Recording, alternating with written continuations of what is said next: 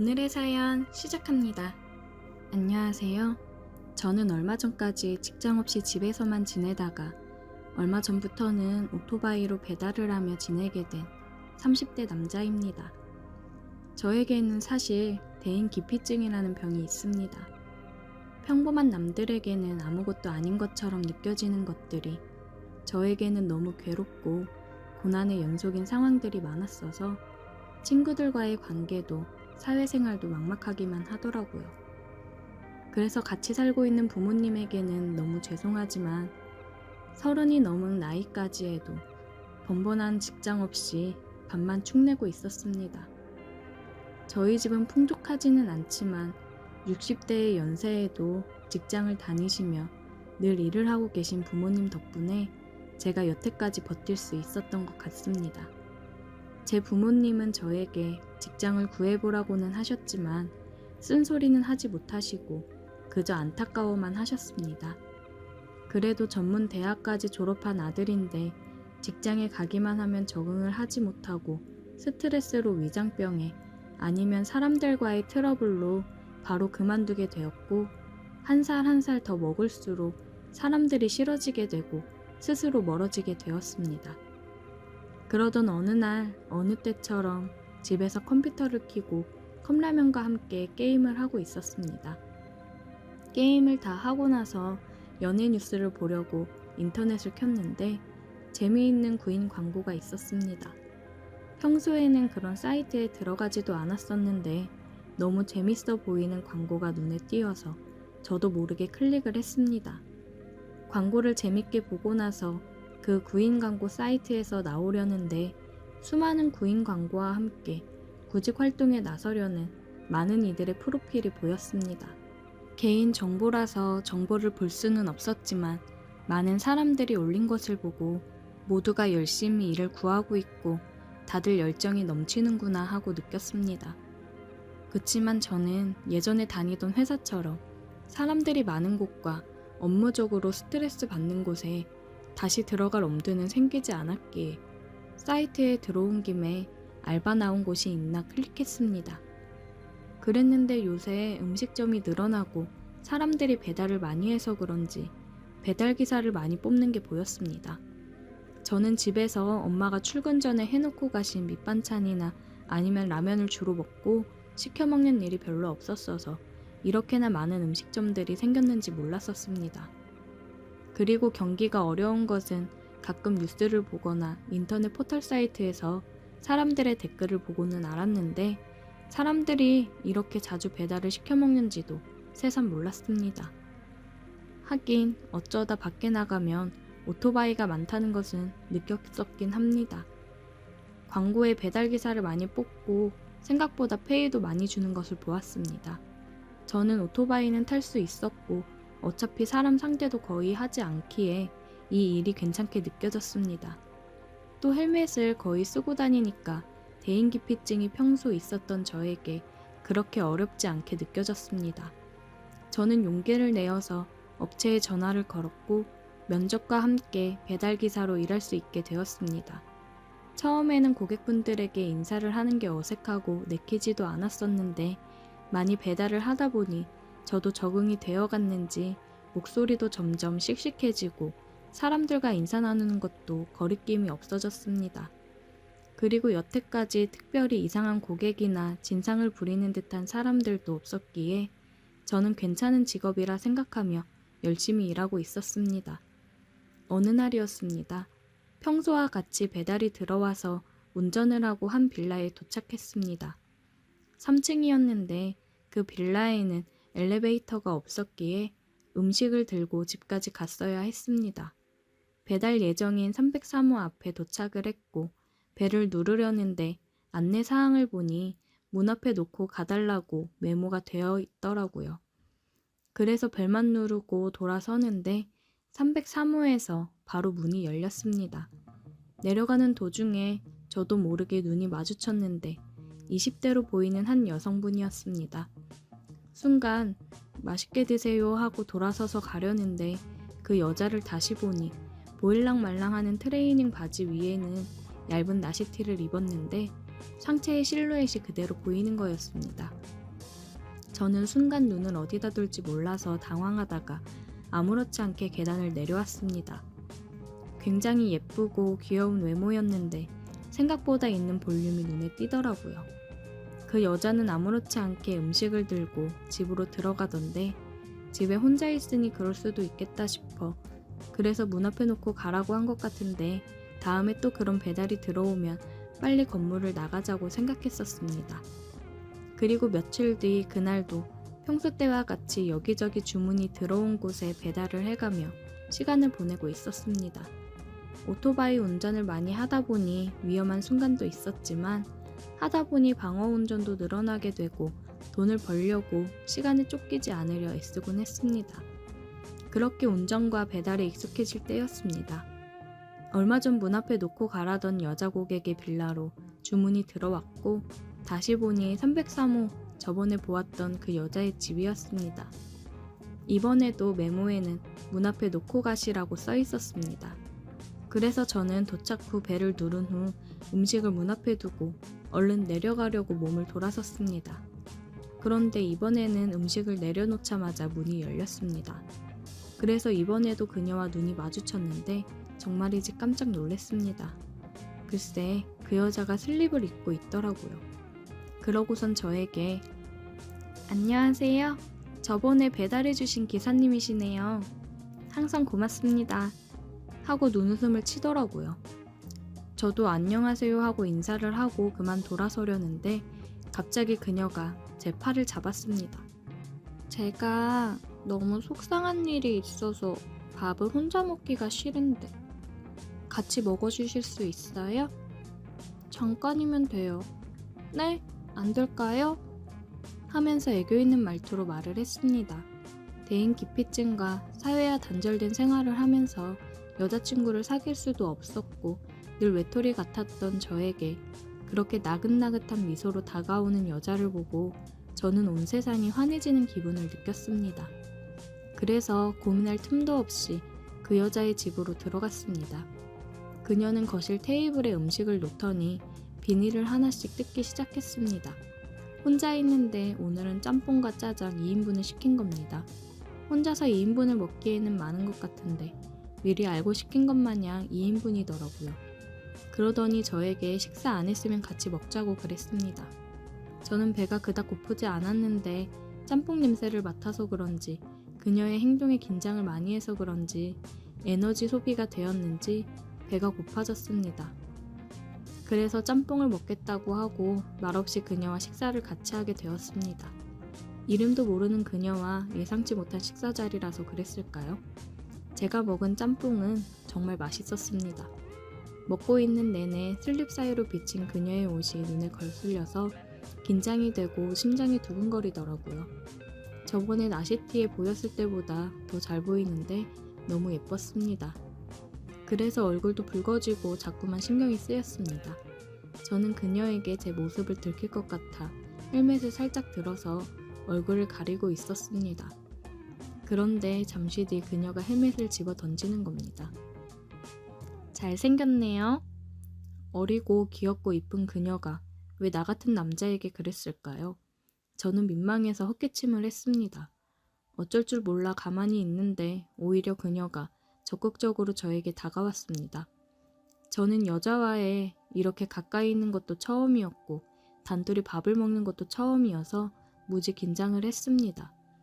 그녀에게 제가 뭐가 좋은지 모르겠지만 그녀는 다음에 또 먹고 싶을 때 주문하면 도와달라는 말을 하면서 그렇게 인사를 나눴습니다.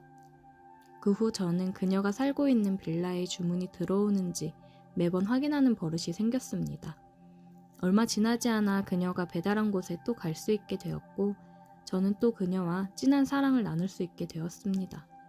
깊은 사랑과 함께 그녀와의 대화를 통해서도 저는 대인 기피증이 점차 나아지게 되었고 사랑을 알 수 있게 되었습니다. 그녀와 언제까지 이어질지 모르는 관계이지만 저를 성숙하게 만들어준 그녀가 저는 정말 고맙게 느껴집니다. 오늘의 사연 여기까지입니다. 오늘도 들어주셔서 감사해요. 구독, 좋아요, 알림 설정 부탁드려요. 안녕하세요. 저는 60대 초반의 여성입니다.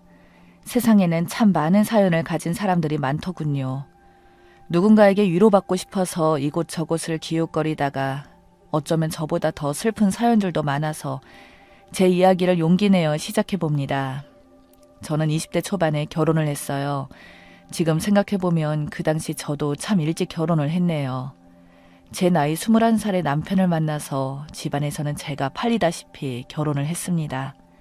남편은 그래도 정말 운이 좋았는지 저보다 7살이나 많은 남자였지만 저를 정말 아껴주던 남자였습니다.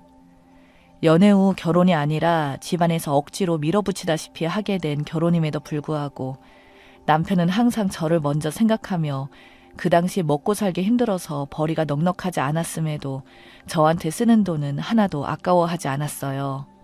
저도 그런 남편을 진심으로 섬기고 존중하였고 저희 둘은 넉넉하진 않았지만 열심히 살았습니다. 남편은 3교대 공장에서 매일같이 누구보다 일찍 나가서 밤 늦게까지 일을 하고 돌아왔고 저는 그런 남편의 뒷바라지를 하기 위해 아이를 낳기 전까지는 식당에 나가서 일을 했어요. 그러다 첫째 아들과 둘째 딸 그리고 계획에도 없던 막내 아들까지 태어나 저희 집안은 나름 화목한 가정을 이루었습니다. 저희 아들과 딸 둘 다 속 한 번 안 썩이고 공부도 잘하고 뭐든 잘했습니다. 그래서 참 운이 좋았는지 아이들이 많았음에도 불구하고 집안에 불화가 거의 없었고 거기다 저희가 꾸준히 모은 돈으로 구입하게 된 집이 생각도 못했는데 가격이 많이 올라서 나름대로 팔 수는 없었지만 모은 재산이 꽤나 되었습니다. 그 뒤로 둘째 딸까지 대학을 보내고 나서야 한숨을 돌렸다 생각이 들었어요. 대학교도 둘째 딸은 사립대를, 첫째는 국립대를 입학해서 그렇게 어마어마한 돈까지 들어가지 않았고 아이 둘 다 저희의 금전적인 부담을 줄여주고자 항상 아르바이트를 병행하면서 생활비를 충당했었습니다. 그러던 아들이 어느 날 갑자기 결혼을 하겠다며 며느리를 데려왔습니다. 그때 아들 나이가 고작 23살, 군대를 갓 전역한 나이였던 것이 문제였습니다. 저희 부부는 너무 황당해서 혹시 며느리를 임신이라로 시킨 것이냐고 물어보자 아들은 자신이 그렇게 무책임한 일을 했겠냐면서 진짜 이 여자와 결혼을 하고 싶어서 말을 하는 거라고 하더군요. 도대체 아직 어린 나이에 벌써부터 결혼하려고 하냐고 물었더니 엄마는 저보다 더 어린 나이에 하지 않았냐고 진짜 결혼하고 싶은 여자를 만났고 그래서 결혼하고 싶은 거라고 하더군요. 제 아들도 아직 어리지만 며느리 나이도 겨우 20살이었습니다. 저희 집도 난리였지만 며느리 집은 오죽할까요. 근데 둘 다 고집은 어찌나 센지 저나 사돈의 말을 전혀 들으려고 하지도 않았고 결혼을 허락 안 해주면 무작정 혼인신고를 하겠다고 발언을 하는 바람에 결국 저희가 제안을 한 것이 일단은 너희들이 성인이긴 하지만 아직은 학생이지 않냐고 둘 다 대학생이니까 현실적으로 지금 둘이 결혼을 해도 서로 아르바이트를 하는 돈으로는 경제적으로 살 수도 없으니 일단 대학을 졸업하고 취업을 했을 때 그때 결혼식을 올리자고 했습니다. 일찍 결혼해서 아이를 낳으면 학교 생활도 얼마 못할 테고 아직은 둘 다 서로를 책임질 수 있을 만큼 경제적인 능력이 없으니 어른들의 말을 따르라고 하자 그제서야 아들과 며느리는 고민을 좀 하더니 맞는 말씀 같다면서 아들은 저에게 대신 제가 먼저 취직을 하게 돼서 돈벌이를 하게 되면 그때는 결혼식을 허락해달라고 하더군요.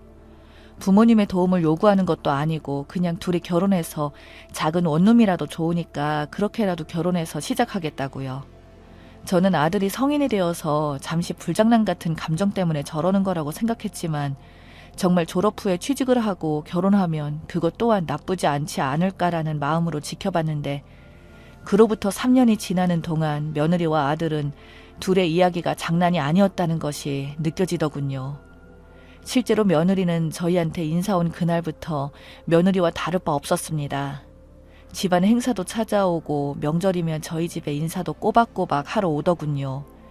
심지어 저희 부부 결혼기념일이나 생일날에도 참석을 해서 처음에는 며느리가 그렇게 찾아올 때는 부담되고 그랬는데 이제는 며느리가 없으면 뭔가 허전한 기분이 들 정도였습니다. 결국 아들이 취직을 하자마자 결혼식을 치르게 되었어요.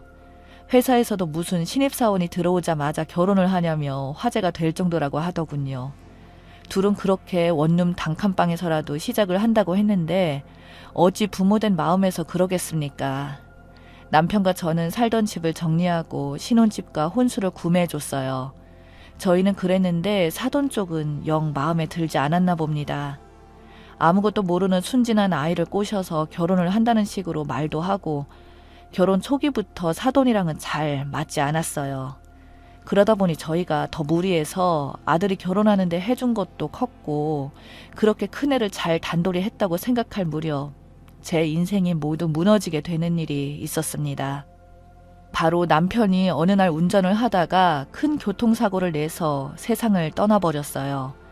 여기서 더 큰 문제는 남편이 가해자이다 보니 그로 인해 민사적 손해배상에 시달렸습니다. 상대 책임도 있는데 그 사고로 인해서 남편뿐만 아니라 상대차 운전자의 동승자까지 운명을 하셨으니까요. 저는 유가족들의 분노와 욕설들을 들으며 인생 살면서 한 번도 가본 적이 없던 법원까지 출석을 하며 지옥 같은 나날들을 보냈습니다. 남편을 잃은 슬픔을 느낄 수도 없었어요. 주변에서는 거기에 남편이 음주운전을 했다는 등 소문을 퍼뜨렸지만 경찰 조사 결과 남편의 혈중 알코올 농도는 정상 수치였기에 음주가 아니라 운전 과실 또는 졸음 운전이었을 거라고 하더군요. 하지만 사돈 측에서는 저희를 범죄자 집안이라며 손가락질을 했다는 소리를 듣고 제가 넘어갈 뻔했습니다.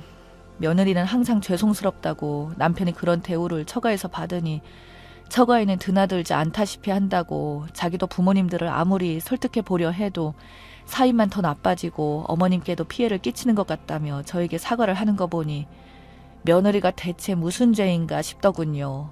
그리고 둘 부부 사이도 걱정이 되었고요.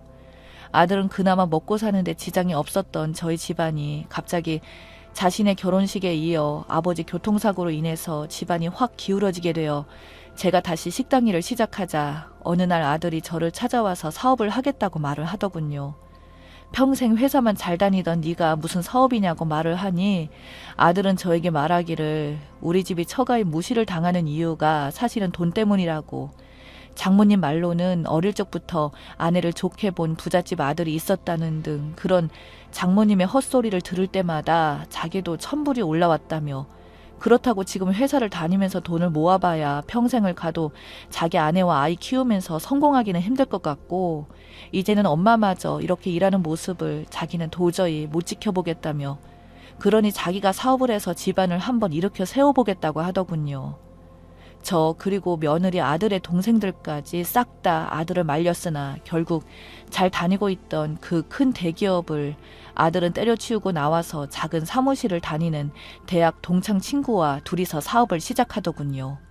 정말 모든 가족들이 걱정을 했던 게 아들의 행보가 중요했었는데 생각보다 아들이 너무 잘했습니다. 최소 3년은 적정으로 생각한다던 아들은 3개월 만에 처음 매출을 내더니 온라인 판매를 하면서 승승장구를 하였고 회사 다닐 때보다도 돈을 더 넉넉하게 번다며 저희에게 막내 용돈 겸 생활비로 쓰라며 매달 200만 원을 선뜻 보내주기로 할 정도로 사업이 잘 되었습니다. 한편으로는 나쁜 일이 있으면 이렇게 좋은 일도 생기는구나 라는 생각도 했었어요. 저희 막둥이는 공부머리가 그리 없었는지 지방대를 다니다가 군대 가면서 대학을 자퇴하고는 그때부터 음식 장사를 하겠다며 돈을 벌러 다녔고, 그나마 힘들었던 제 인생이 조금 나아지는가 싶었을 무렵 저희 아들이 글쎄 췌장암 말기라고 하네요. 이제 30대 젊은 아들이 그것도 췌장암이라니 무슨 말도 안 되는 소리인가 싶어서 제가 아들의 손을 잡고 병원에 다시 가봤지만 믿을 수 없는 현실은 전혀 변하지 않았습니다. 그렇게 돌아가신 친정 아빠를 저는 엄청 원망했어요. 저를 자식처럼 대우도 안 하고 물건처럼 대우한 것도 모자라서 제 아들에게 이런 병을 물려주다니요. 저희 친정아빠가 사실 췌장암으로 돌아가셨거든요. 문제는 그뿐만이 아니었습니다. 설상가상으로 아들은 여기저기 오프라인 점포를 시작한다며 계약을 이미 해놨던 상태라 암 치료를 받으면서도 그걸 수습하기 위해 일을 나갈 정도였지만 아들이 죽는다고 하자 소문이 돌았는지 대인 돈도 너무 많았고 결국 부도까지 났습니다. 그 뒤로 아들은 그게 큰 충격이었는지 3개월을 살 거라고 하던 아들이 한 달도 못 버티고 세상을 떠나버렸고요. 더 믿을 수 없었던 것은 아들이 세상을 떠나자 며느리도 몇 달 뒤에 재혼을 한다고 하더군요. 저는 서운했지만 한편으로는 이해하려고 했습니다. 며느리 나이 이제 33살이었고 아들과 며느리 사이에 손자 하나 있었을 뿐이었으니까요. 그렇게 손자는 친정에 맡기고 재혼을 한다던 며느리는 저희 아이들한테는 엄청난 큰 충격이었다고 합니다. 사돈과는 사이가 안 좋았어도 며느리와는 사이가 좋았던 저희 집안이었는데 그럴 줄 몰랐다며 결혼식까지 쳐들어가서 난동을 부리겠다던 막내를 제가 필사적으로 말리느라 꽤 힘이 들었어요. 딸아이도 세연이가 이럴 줄은 상상도 못했다며 다들 배신감에 역시 피는 못 속인다고 욕을 하며 난리도 아니었어요. 이 모든 게 저는 업보구나 생각을 했습니다. 그저 제가 이 시점에 할 수 있는 것은 하루하루 최선을 다해서 살아가는 것뿐이었어요.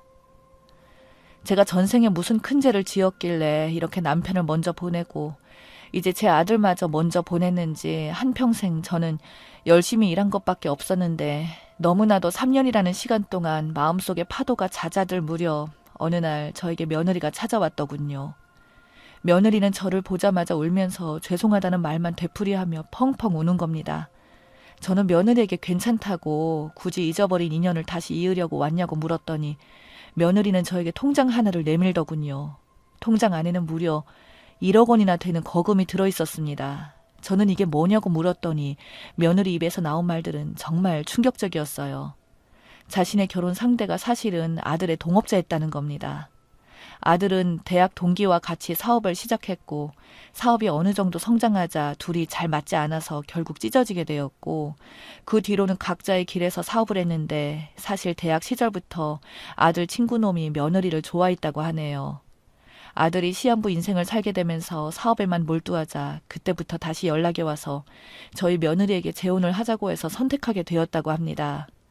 아직 남편이 죽지는 않았는데 무슨 해괴망측한 소리냐고 그때는 바로 거절을 했지만 10년이 넘게 자기를 좋아해 왔다면서 자기를 받아달라고 끈질기게 계속 연락이 왔는데 결국 저희 아들의 친구를 받아들일 수밖에 없었다고 합니다.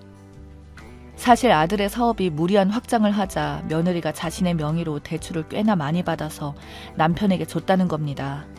그래서 재혼하면 그 많은 빚을 갚아주는 조건으로 아들이 죽고 나서 얼마 안 있다가 며느리가 재혼을 했던 거였어요. 그 모든 사실을 알게 된 사돈은 쌍수를 들고 환영했던 거고요. 그런데 결혼을 해서 어떻게든 적응해서 살아보려고 하는 과정 중에 알고 봤더니 남편의 사업을 망가뜨린 게 바로 남편의 친구놈이라는 것을 알게 된 거였어요. 같이 일했던 직원들 중에 자신의 편이 있었는데 장부 조작부터 시작해서 온갖 협박을 하면서 순식간에 남편을 무너뜨린 걸 저희 며느리가 알게 되자 남편의 원수와 이렇게 재혼한 것이 믿겨지지가 않았다고 합니다. 그렇지만 그걸 알게 되었을 때는 이미 그 남자와의 사이에 아이도 생겼고 모든 걸 되돌릴 수도 없어서 그저 어떻게든 잊고 지내려고 했지만 순간적으로 저와 제 가족들이 자꾸 눈에 밟혔다고 그래서 그나마 자신이 할 수 있는 것은 이렇게 돈이라도 모아서 건네주는 것밖에는 생각이 나지 않았다고 말하면서 울기만 하던 며느리를 저도 끌어안고 같이 펑펑 울었습니다. 저는 며느리에게 말했어요. 이렇게 정말 찾아와줘서 고맙고 너의 마음씨 또한 고맙다고. 그리고 아직도 우리 아들을 잊지 않아줘서 고맙지만 이 돈은 못 받겠다고 말했습니다. 그러자 며느리는 어차피 이 돈은 아들이 망해서 헐값으로 인수를 해와서 벌어들인 돈 중에 일부일 뿐이라고 제가 빚을 내던 모든 돈들도 이 남자가 헐값에 모두 다 들고 간 거라고 알고 보면 저희 빚을 갚아준 것도 아니라고 그저 아들이 주는 용돈이라고 생각하시고 꼭 받아달라며 통장을 제 손에 꼭 쥐어주면서 다시 종종 찾아오겠다고 하더군요. 그렇게 며느리를 보내고 나니 참 많은 생각이 몰려옵니다. 지금도 며느리는 간간히 찾아와서는 옛날처럼 제 안부를 묻기도 하고 이것저것 몸에 좋은 홍삼이라며 보내주기도 합니다. 저는 좋지만 며느리가 이로 인해서 그 집안에서 큰 문제가 생길까봐 항상 걱정이네요. 제가 그래서 이제 오지 않아도 된다고 좋게 타일러 봐도 며느리는 그나마 이게 자기가 할 수 있는 최선의 방향이라고 말을 하는데 솔직히 좋으면서도 그만큼 걱정이 참 많이 되네요.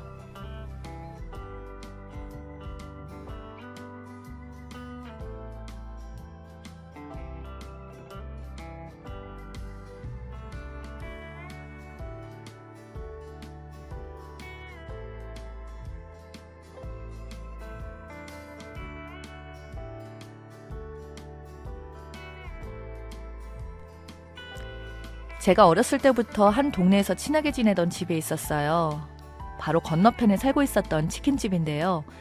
저희 엄마와 그 집 아주머니와는 고등학교와 대학교 동창이어서 더 가깝게 지냈어요. 그래서 저는 앞집에 사는 오빠와 잘 지내고 있었죠. 엄마와 자주 왕래를 하고 수박 한 쪽도 서로 나눠 먹으면서 주말엔 고기를 구울 때는 서로 함께 모여서 먹기도 했고, 엄마 아빠가 급한 볼일이 있을 때 하루쯤은 앞집에 저와 동생을 맡겨둘 만큼 친했어요. 물론 그 집에 오빠와 여동생도 저희 집에서 그 아줌마가 바쁠 때는 저녁을 먹고 가고는 했었죠. 그래서 아빠들끼리 친하게 지내서 가끔씩 낚시 겸 해서 함께 나들이 갈 때도 있었어요. 자연스럽게 그 집과는 친하게 지내는데요. 그러다가 그 아줌마네가 이사를 가게 되었죠. 아줌마는 남달랐던 것 같았어요. 기대도 컸던 터라서 좋은 학군을 찾아 서울로 갔습니다. 그 뒤로 본 적이 없었고 가끔씩 도장 친구들에게 소식을 듣고는 했었죠. 엄마가 듣기로 그 아줌마네 큰아들이었던 오빠가 공부를 잘해서 소문을 익히 들어서 알고 있었어요.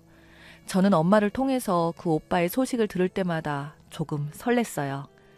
오빠나 언니가 없던 저에게 어렸을 적에 그 오빠를 참 좋아했었는데 갑작스럽게 이사를 가버리는 바람에 어린 마음에도 무척 서운했어요. 오빠라고 잘 따랐었는데 그런 오빠를 이모가 운영하는 고깃집에서 캐셔 알바를 하고 있었는데 만났어요. 오빠가 학교 친구들이랑 함께 식사하러 왔다고 하더라고요. 처음에는 저는 바빠서 못 봤고 오빠가 계산을 하러 왔다가 저를 봤어요. 혹시 박소영 아니니? 놀라서 쳐다봤더니 그 오빠가 맞더라고요. 그래서 시간이 지났는데도 그 오빠가 못 알아볼 수도 있었겠지만 제 이름을 부른 오빠를 보니까 옛날의 모습 그대로 있더라고요. 오랜만이라서 약간 어색했지만 반가웠어요. 야, 너 완전 아가씨 다 되었다. 이제 오빠가 말도 잘 못 붙이겠는걸? 어머니랑 아버지 다들 잘 계시니? 너무 오랜만인데. 오빠네 부모님도 잘 계시고 또 여동생도 많이 컸겠네. 대학교 3학년 됐지. 하고서는 계산대 옆에 서서 저와 계속 대화를 나눴어요. 다음 달 군대 입대여서 친구들과 식사를 하러 온 거라고 했어요. 곧바로 가서 머리를 빡빡 자를 거라면서 저를 만난 것을 무척 반가워했습니다. 그리고 군대 들어가니까 여자친구도 없어서 편지도 보내달라고 했어요. 연락할 테니까 꼭 만나자고 하더라고요. 그래서 제 연락처와 집 주소도 줬습니다. 저에겐 오빠의 폰번호도 적어주고 갔었죠. 그리고 다음 날에 저에게 전화를 했어요. 소영아, 전화번호가 맞나 확인 전화했다. 지금 훈련소 바로 앞인데 마지막 전화를 걸어서 길게는 통화를 못하니까 훈련이 끝나면 바로 전화할게. 그때 보자. 그런 오빠가 훈련소에서 편지를 보내왔어요. 그러면서 열심히 오빠와 편지를 주고받았죠. 아주 자연스럽게 오빠가 첫 휴가를 나왔을 때 제일 먼저 저에게 전화를 하면서 만나자고 했습니다. 부대 배치를 받고 난 후부터 제가 면회도 갔어요. 그때 오빠가 제 얘기를 오빠의 부모님께 말씀을 드렸던 모양인지 제게 연락을 해오셨고 저희 부모님까지 통화를 하셨습니다. 엄마와 같은 동창이라고 해도 서로 동창회 참석을 잘 하지 않았던 터라서 그동안 서로 얼굴도 못 보고 세월이 흘렀었죠. 하지만 예전처럼 서로 반가워하셨습니다. 그때 이미 어떤 감정이 있음을 눈치를 채신 것 같았어요. 오빠가 저를 좋아하고 있다는 것을요. 그래서 저에게 면회를 함께 가자고 하셨었죠. 물론 오빠 어머니가 그러셨고요. 오빠가 제대받은 부대는 차로 약 2시간 동안 가야 했고 어머니가 이것저것 물으셨어요. 그래서 제가 전문대 입학한 것을 알게 되셨는데 약간 실망하는 눈치셨죠. 제가 초등학교 때는 공부를 꽤 잘했던 걸로 기억하고 계셨기 때문에 좋은 대학에 입학했을 걸로 생각하셨던 모양이었어요. 제가 전문대 입학하고 나니까 뜻밖이라는 표정과 한숨을 내쉬는 것이 함께 돌아오는 내내 마음이 불편했습니다. 다음에 휴가 나오자마자 저희 집으로 찾아와서 엄마 아빠에게 인사를 드렸어요. 마치 친오빠처럼 거침없고 스스럼 없이 저희 가족에게 인사를 했습니다. 저희 부모님은 친아들이 군대에서 휴가 나온 것처럼 이것저것 맛있는 것을 해서 배불리 먹였어요. 엄마의 음식 솜씨는 남달라서 정말 맛있게 요리를 하셨거든요. 오빠는 넉살도 좋게 저희 부모님에게 어머니 아버지라고 부르면서 아주 살갑게 대했어요. 그런 오빠에게 잊지 않고 찾아와 준 것이 대견하다며 엄청 이뻐하셨죠. 하지만 어머님은 오래간만에 만난 동창 친구면서 우리 엄마를 그렇게 반기는 것 같진 않았어요. 자식들 키우고 집안 살림을 하느라고 그동안 동창회에 자주 나오지 않았었던 오빠네 어머니나 저희 엄마도 이젠 자주 동창회에 참석을 한다고 들었지만 따로 만나는 것 같지는 않더라고요. 오빠가 군대에 간 이후로 제 옆에 있으니까 급속도로 가까워졌습니다. 별 말씀은 없으셔서 제 학벌이 마음에 안 드는 것 말고는 오빠 사귀는 것을 반대한다고 생각하지 못했습니다. 그렇지만 막상 오빠가 제대를 하자마자 오빠네 어머니가 저를 불러서 오빠랑 사귀지 말라고 하더군요. 내가 니네 둘이 고만고만 만나서 반가워서 그런가 보다 했는데 절대 사귀는 것은 안 된다. 너도 알다시피 달봉이를 어떻게 키운 자식인데 앞으로 달봉이가 연락을 해도 만나지 마라. 그때 저는 어린 나이에 그런 말이 충격이었어요. 저도 오빠를 무척 좋아하고 있었던 거라서 그 말이 무척 가슴 아프게 들리더라고요. 솔직히 오빠 어머니가 달봉 오빠를 어떤 목표로 키웠는지는 저도 잘 몰라요. 그저 전문대에 들어갔다는 이유로 반대한 것만 같아서 자존심이 매우 상했습니다. 오빠네 어머니가 저에게 으스대듯이 말하는데 반박할 만한 것이 저에겐 없었어요. 한없이 작아져만 갔었죠. 그래서 한동안 오빠를 몰래 연락했었는데 눈치를 챈 오빠가 어머니에게 저와 결혼을 하겠다고 선언했습니다. 아예 못을 박아버리겠다는 심정으로 그랬던 것 같아요. 그래서 오빠네 어머니는 하지 말라고 하면 오히려 반발심을 키울 것 같으니까 일단 간섭하지 않고 있었죠. 학생 신분이긴 했지만 저와 결혼하고 싶다고 저희 부모님에게까지 와서 말했어요. 그런 오빠를 저는 무척이나 좋아했었고 반대하는 어머니를 설득하려고 애를 썼어요. 엄마에게 오빠 어머니가 그랬다네요. 내가 너랑 친구 사이라서 이런 말까지는 안 하려고 했어. 아들 없어서 볼 일이 없으니까. 내 마음을 이해 못할지는 모르겠다만 세상엔 전문대 차고 넘쳐. 어디 있든지. 그리고 내가 너에 대해서 찾아봤는데 너도 좋은 집하고 사돈하고 싶지 않겠어? 하필 이런 일이 있냐. 이렇게 되어버린 것은 내 책임 아니다. 분수도 모르는 딸 관리를 잘 단속하지 못한 네 책임이지. 내가 아무리 네 친구라서 무조건 허락할 줄 알았겠지만 아닌 것은 아닌 거야.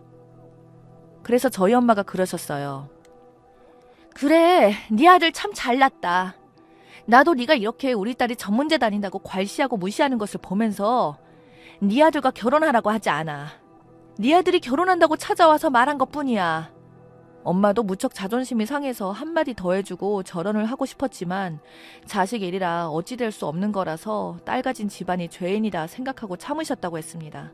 인류 4년제 대학만 입학했었어도 이런 수모를 당하지 않을 테니 말입니다. 엄마는 저에게 그러셨어요. 학벌 운운하는 그런 것들한테 백날 이러니 저러니 말해봤자야. 헤어지던지 네가 더 잘되고 허락해달라고 사정해서 만들던지 할 수밖에. 그때부터 엄마가 저에게 그러셨어요. 이렇게 모진 일 당하지 않으려면 네가 강해지고 성공하면 된다고. 나중에 갑자기 저에게 오빠 어머니가 전화를 해오셨어요. 너 시간을 좀 내서 와야겠다. 내가 집에 친구들 4명을 불러서 점심을 먹을 거거든. 그래서 말인데 네가 궁금하다고 해서 다들 얼굴 좀 보자고 하더라. 달봉이나 네 엄마한테 말하지 말고 조용히 오거라 하시더군요. 다른 말은 없으시던데 조금 어이가 없더라고요. 달봉 오빠와 결혼하는 것이 싫어서 못된 말 한 분이 친구들께 소개시켜주고 싶다니요. 마음이 돌아선 것인가? 아무튼 제 입장에서 거절할 수 없어서 일단 이쁘게 차려입고 꽃을 한아름 사들고 예비 시댁이 갔습니다. 이미 오빠 어머니가 부른 친구분들이 많이 오셔서 시끄럽더라고요. 주방에서는 누가 요리를 하는지 맛있는 냄새가 진동을 하고 있었어요. 문을 열고 오빠 어머니는 저를 보자마자 신경질을 내시더군요. 왜 이렇게 늦게 와? 할 일도 많은데. 얼른 와서 앞치마 두르고 상 차려라. 제가 시댁 거실에 들어서자마자 꽃을 받아들고 대신에 앞치마를 두르게 하다니 친구분들에게 저를 소개했습니다. 얘들아, 얘가 미옥이 딸이야. 내가 불렀다. 미옥이가 음식 솜씨도 좋으니까 얘도 음식을 잘할 거 아니니. 무슨 소개를 이렇게 뚱딴지같이 하는지 정말 웃기더라고요. 다른 친구분들은 그러시더라고요. 어머, 네 아들 여자친구가 미옥이 딸이었구나. 이쁘게도 생겼네. 그래서 제가 친구분들께 인사를 드렸습니다. 어머니는 어서 주방 쪽에 가서 엄마를 도와서 일을 하라고 재촉해서 어리둥절했어요. 어머니께서 등 떠밀어서 주방 쪽으로 갔는데 기가 막힌 장면을 봤습니다. 거기에 엄마가 땀을 삐질삐질 흘리시며 혼자서 요리를 하느라 분주하게 움직이시더라고요. 엄마! 하고 불렀어요. 그 말에 놀라서 돌아본 엄마가 앞치마를 두르고 서 있는 저를 보더니 놀라서 소리를 치셨어요. 네가 왜? 얼른 앞치마 벗지 못해? 그러자 재미있다는 듯이 찾아오다 오빠의 어머니가 그랬어요. 조용히 하지 못하니? 아무래도 네 혼자서는 손이 딸릴 것 같아 네 딸을 불렀어. 배고프니까 빨리 상 차려. 완전 하인 부리듯이 막말을 하는데 참을 수가 없었습니다. 그래서 앞치마를 벗어 남친 어머님 얼굴에 던져버리고 엄마 손을 잡고 나가자고 했어요. 엄마, 이런 거지 같은 집에서 얼른 나가요.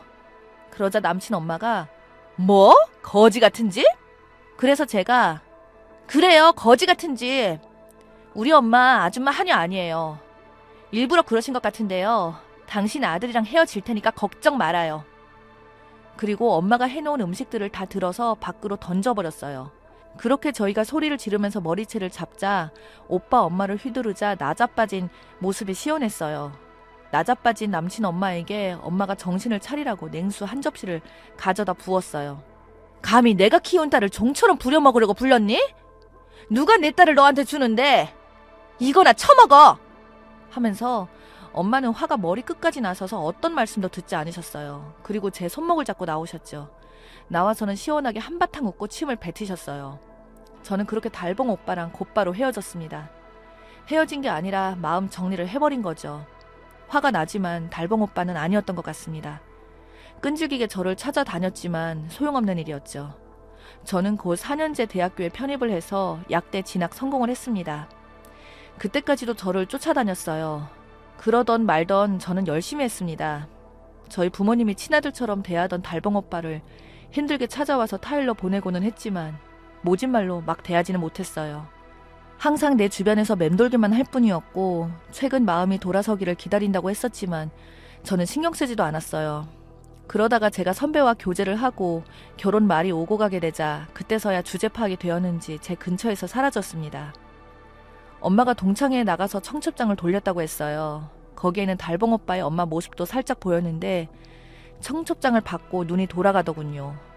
누구나 다 아는 큰 병원 옆에 있는 태영약국의 약사가 낸 제 소식을 접하게 되었기 때문이죠. 자기 보고 동창 친구 딸인데 자기 아들한테 전문대 나온 딸이 웬 말이냐며 떠벌리고 다니더니 친구들이 오는데 우리 엄마를 친구들 불러다 놓고 주방 도우미 취급했던 사실을 이미 알고 있었는데 거기에 있던 동창 친구들이 수군거렸나 봐요. 미옥이 딸이 전문대 나왔다고 하지 않았니? 둘째 딸인가? 그 말이 맞아 언니. 그럼 뭐야. 전문대 나와서 미옥이 딸 싫다더니. 오히려 미옥이한테는 잘 됐네. 사위도 약사라면서. 세상 알다가도 모를 일이네. 에스드 나온 선숙의 아들은 월급쟁이니 거기다가 미옥이 딸 욕하더니 달봉이 오빠 엄마를 발견하고 거기다가 말씀하셨어요. 선수가 요새는 네 아들 얼굴을 볼 수가 없네. 우리 딸과 헤어졌어도 우리 집 문턱을 닳도록 드나들더니 그래서 그런데 네가 청첩장 좀 아들에게 전해줘라.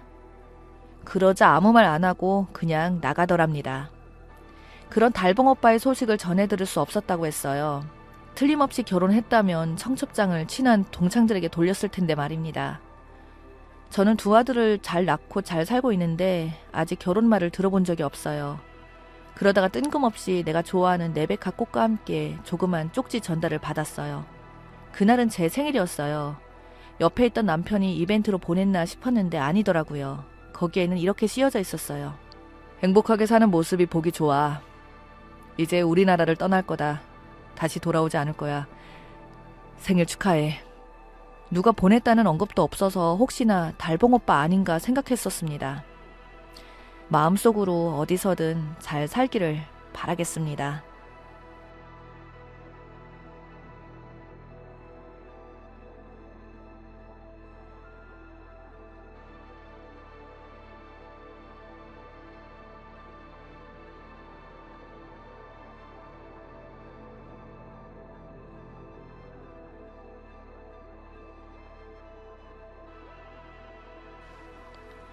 저는 32살 여자이고 남자는 34살입니다. 부모님께서 알고 지내던 지인분을 통해 아시는 분 아들을 소개받았습니다. 식사하는 내내 즐거웠고 식사 후 영화도 봤습니다. 그 뒤로도 만나고 사귀게 되었어요. 연애 과정에서 남친의 행동 문제로 몇 번 뭐라고 한 것 외에는 크게 싸운 적이 없어 그럭저럭 잘 만나왔고 그렇게 지내다가 그 집 여동생이 먼저 결혼을 했습니다. 결혼 얘기까지 하는데 사돈이 될 집이라면 청첩장을 보내는 게 맞는 게 아닐까요? 초대해서 오거나 그런 건 받는 사람 입장이고 무조건 줘야 하는 게 맞다고 생각하는데 청첩장을 안 주더라고요. 그래도 저희 어머니가 사돈 될 집한테 가보기는 해야겠다고 해서 저희 둘이 가서 축의금을 내고 얼굴 보고 왔어요. 게다가 시누이잖아요. 사돈 될 집에서 결혼식에 와줬으면 그 다음 날이라도 고맙다고 저희 부모님께 전화라도 해야 하는 게 맞지 않나요?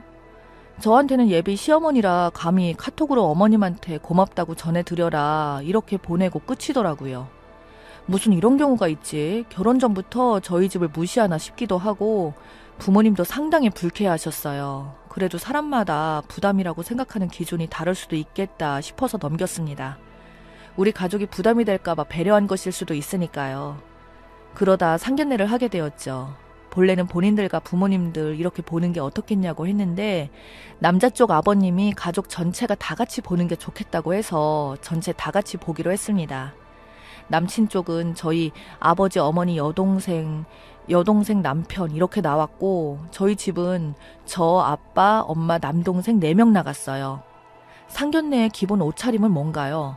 당연히 양가 식구들이 다 만나는 자리인데 첫인상이 중요하기 때문에 남자는 정장, 여자는 단정한 원피스나 정장을 입어야 한다는 것이 보통 사람들의 생각입니다. 상견례 때 첫 이미지가 얼마나 중요한 자리인데 정말 아니었습니다. 저희 엄마는 아침 일찍 일어나서 헤어숍 가서 머리랑 메이크업 받으시고 출발하셨거든요. 가족들 모두 정장을 입었습니다. 그런데 남자친구 쪽은 약속 시간도 20분이나 늦으면서 아버지는 야상 자켓에 어머니는 머리도 안 말고 화장도 안 하고 가디건을 입고 오셨고 여동생이라는 분의 남편이라는 사람은 흰색 라운지 티에 회색 가디건 커플룩으로 입고 왔습니다. 저희 가족은 그 자리에서 표정이 굳었는데 그런 줄도 모르고 그냥 편하게 얘기하더라고요.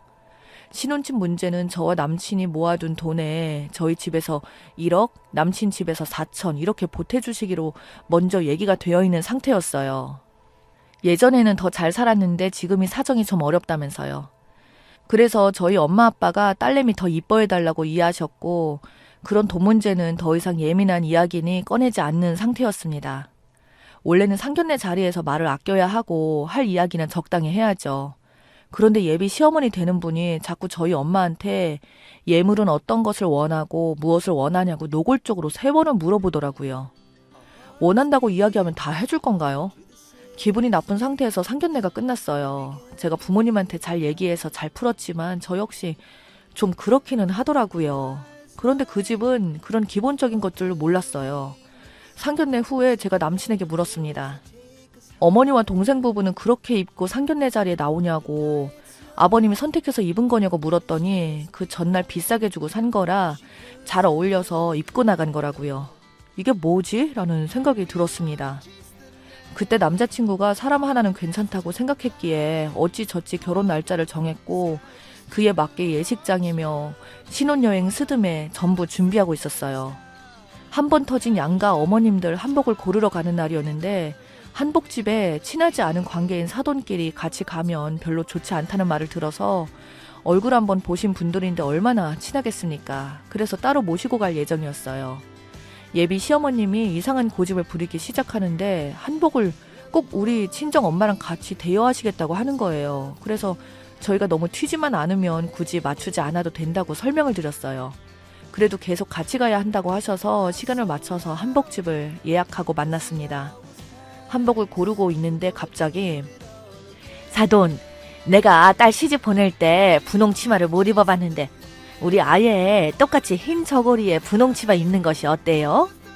하면서 신부 측 한복을 고르는 거예요. 모두 다 당황해서 멍 때리고 있는데 눈치챈 한복집 사장님이 그렇게 하시면 아무리 신랑 측 신부 측 나눠져 있다고 해도 하객들이 헷갈리세요 하면서 말렸는데 괜찮대요. 괜찮기는 누가 괜찮은 건지 그러면서 그 자리에서 30분을 자기 소원이라면서 어필을 하시는 거예요. 저랑 엄마랑 그래도 그건 아닌 것 같다고, 그러면 차라리 위에 연한 하늘색 저고리, 치마는 분홍 치마를 입으시라고, 우리 엄마는 색을 더 고르지 않고 노랑이나 하얀 저고리를 입겠다고 하셨죠. 근데 또 하얀 저고리에 분홍 치마를 같이 입어야 이쁘다고 하시네요. 또 자기 친구가 그렇게 입고 들어갔는데 너무 예뻤다고 하시면서요. 우리는 보지도 못한 일인데 이런 말까지는 그렇지만 끼리끼리 논다고 주변에 그런 사람이 또 있구나 싶었어요.